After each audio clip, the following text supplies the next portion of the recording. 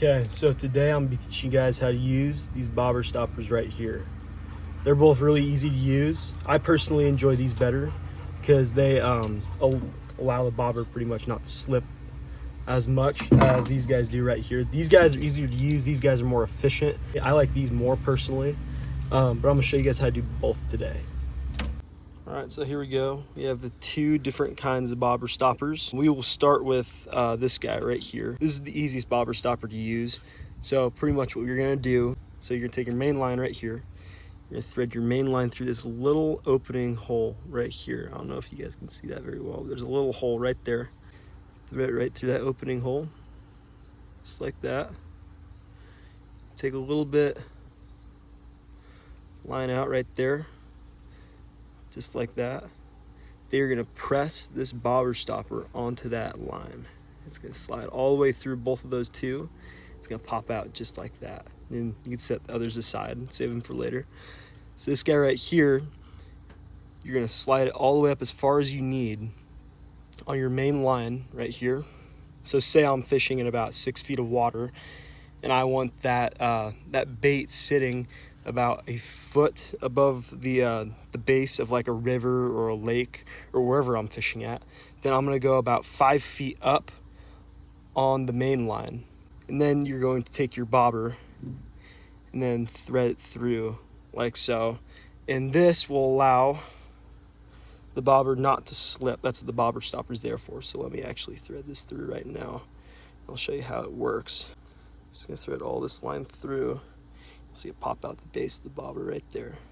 So you pull tight around through there and see how it's stuck on there. It's not going anywhere. Here's the bobber stopper right there. This will go and it'll get caught. So when the bobber hits the water, it's gonna start floating back up this main line. And because you don't want it going all the way up here because your bait will be on the bottom of the lake or riverbed, this bobber stopper right here prevents it. The only thing about these though over time is that they'll start to wear out like a lot and it'll end up sliding up because of the weight of the bobber coming back up your main line. Right now it's good because it's brand new, but like after maybe a day or so of fishing, this little red bobber stopper right up here will end up, I don't know, I guess you call it fatigue or just like use over time. It'll start to break it down, so you'll have to put another one on. But yeah, that's how you use this little red bobber stopper right here. They're definitely not bad. They're really easy to use. Just for me personally, like what I do when I salmon fish, I drift bobber.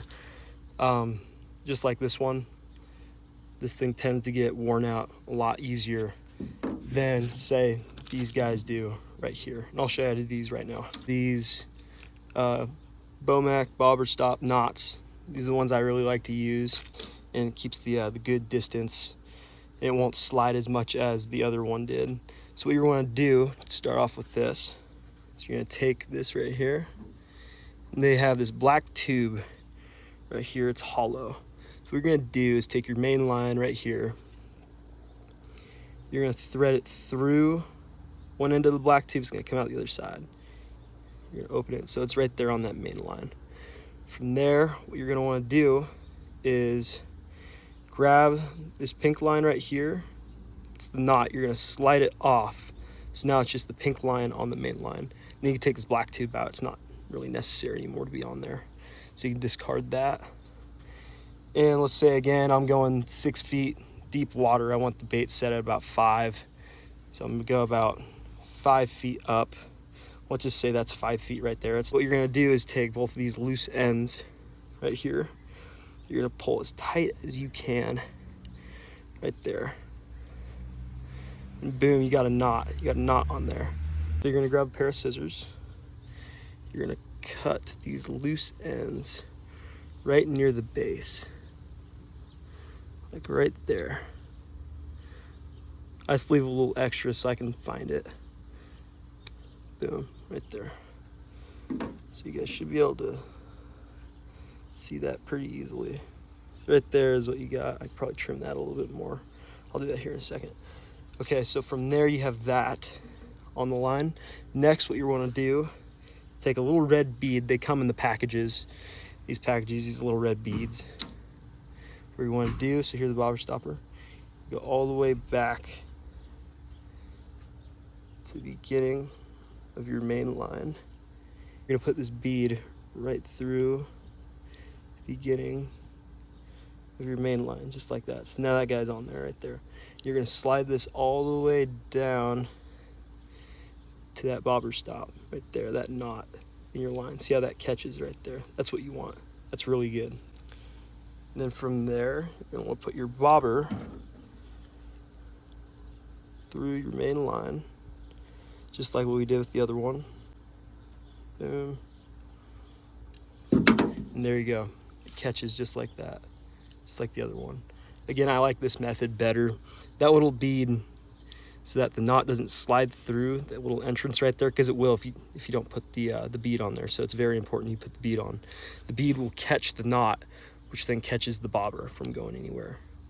So that's my favorite way to do the bobber stopper. Again, you could do both, just do what you like, but they're pretty easy to use again. But I definitely prefer the knot and bead bobber stopper over just a regular like plastic or rubber bobber stopper like these guys. These ones are definitely the ones that I really approve and I really like to go with. But yeah, that concludes it. Hopefully this is helpful.